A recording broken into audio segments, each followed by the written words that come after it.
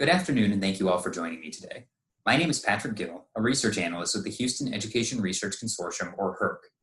In this presentation, I will be presenting HERC's findings looking at the relationship between campuses' continuous enrollment and their performance on accountability index scores for 10 of our regional school district partners.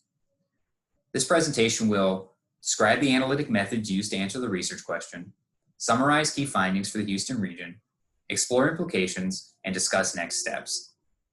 Before we get into the meat of our findings, though, let's define a few key terms. Most importantly, what do we mean by continuous enrollment, or CE for short? For third graders, they must have been enrolled in the same district for the previous 2 years to be considered continuously enrolled. For fourth graders and above, this increases to the previous 3 years. The percent continuously enrolled at a campus, which I will refer to often throughout this presentation, is calculated by taking the number of students at a campus who qualify as continuously enrolled and dividing it by the number of students who are eligible to be CE enrolled at that campus as of the October snapshot, and finally multiplying the result by 100. So if we say that a campus has a percent CE of 80%, that means that 80% of the students enrolled at the October snapshot qualify as being continuously enrolled. Note that a continuously enrolled student does not mean that student has never been mobile. CE refers to students remaining within the same school district, while student mobility refers to movement between schools. A student can change schools within the same district and be considered both mobile and continuously enrolled at the same time. In conducting our analyses, we looked at 5 years of data, starting with the 2012-2013 school year and running through the 2016-2017 school year. We were interested in exploring the relationship between CE and state accountability rating scores. Since these 5 school years were on the previous accountability system, we examined these relationships across the 4 index scores listed here, examining impacts separately for elementary, middle, and high schools. Briefly, the 4 indices are Index 1, Student Achievement, Index 2, Student Progress, Index 3, Closing Performance Gaps, and Index 4, College Career and Military Readiness, or CCMR for short. Our statistical model was a linear regression model utilizing the 5 years of data for each campus in the Houston region.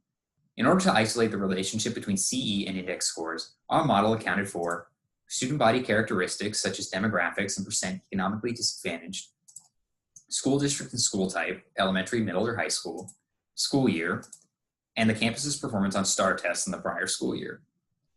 With that context, let's turn next to what we found. Across the Houston region, our analysis had 4 key findings. First, that percent CE is fairly consistent across elementary, middle, and high schools. Next, that generally speaking, the higher a campus's percent continuously enrolled, the higher its index scores, although these relationships were often small or statistically insignificant. However, the relationship is strongest for middle schools, especially for indices 1 and 4. And finally, higher percent CE is associated with higher high school index 4 scores, indicating there may be some relationship between CE and TEA's measures of college career and military readiness, again, CCMR. Now let's take a closer look at our findings. Here, you see a snapshot of CE across the Houston region. As you can see, for all grade types, the average school in the Houston region tends to have about 3/4 of its students qualify as being continuously enrolled. This means that, for the most part, students in the region are staying within the same district for at least several years at a time. Now turning to our other statistical analysis. What you see here is the impact on accountability index scores for every 1 percentage point increase in CE at a campus. This graph shows the relationship across all grade types for the 4 indices. For example, if we look at the furthest left bar, which represents the relationship for elementary schools Index 1 scores, we see that for every 1 percentage point increase in CE, we observe a 0.11 point increase in a campus's Index 1 score. This means that if an elementary school increased its CE by 10 percentage points, say from 65% to 75%, we would expect it to also see about a 1 point Index 1 score gain. This gain may not seem like a lot, and indeed many of the relationships between CE and index scores we saw were either small or statistically insignificant. Looking at middle schools, though, we see consistently larger and more significant results, especially for indices 1, 3, and 4. The single largest association we found was for middle schools Index 1 scores, where for every 1 percentage point increase in CE, a school's Index 1 score increased by about 0.26 points. This means that for every 4 percentage point gain in CE, we would expect a campus to increase its index score by just about a full point. The Index 2 association was also largest for middle schools, but at only 0.05 was still pretty small. The last relationship I want to highlight is for high schools. There is no statistically significant relationship between high schools' percent CE and accountability scores for indices 1 through 3, but for index score, there is a positive association. High schools with higher CE tend to have higher index 4 scores, which reflect CCMR. This means that while CE doesn't have an apparent link to high school STAR scores necessarily, it may be related to graduates' post-secondary readiness. In sum, there are a few key takeaways. Overall, the associations between CE and index scores are often small or statistically insignificant. But middle schools have the consistently largest relationships. And finally, what to me is maybe our most interesting finding, that though there is no relationship between CE and the 3 test score-driven indices for high schools, there is a significant positive relationship between CE and high schools' index 4 scores, which again measure college, career, and military readiness. This means that as a high school's continuous enrollment increases, so too does its students' performance on post-secondary readiness measures. Schools and districts interested in increasing the post-secondary readiness of their high school graduates may consider seeking ways to increase CE as one avenue to do so.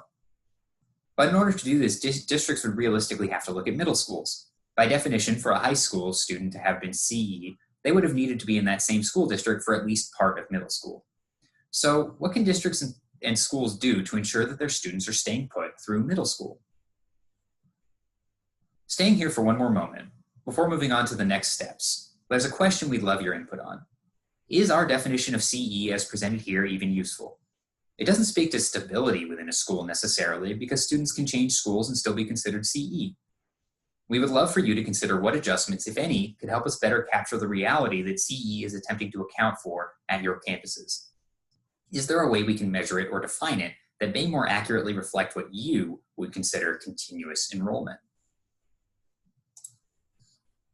And finally, let's talk next steps. First, HERC will finalize and release district-specific findings on the relationship between CE and accountability scores in the coming weeks. We would also love to continue the conversation with you all around the positive association between CE and index scores for middle schools and for high school CCMR ratings, because again, we found that result in particular intriguing and worth pursuing further. Finally, is there anything we missed? Any other ways to try to examine this relationship that you think might be worth pursuing that we maybe didn't consider? And of course, we would also love your insight on the question I asked on the previous slide about the definition of CE. If you have any questions, comments, or feedback, please don't hesitate to reach out to us. Thank you all so much for joining today. If you have any questions or feedback, again, please don't hesitate to reach out to myself, Patrick Gill, or Dan Potter at the emails listed on this slide. Have a great day.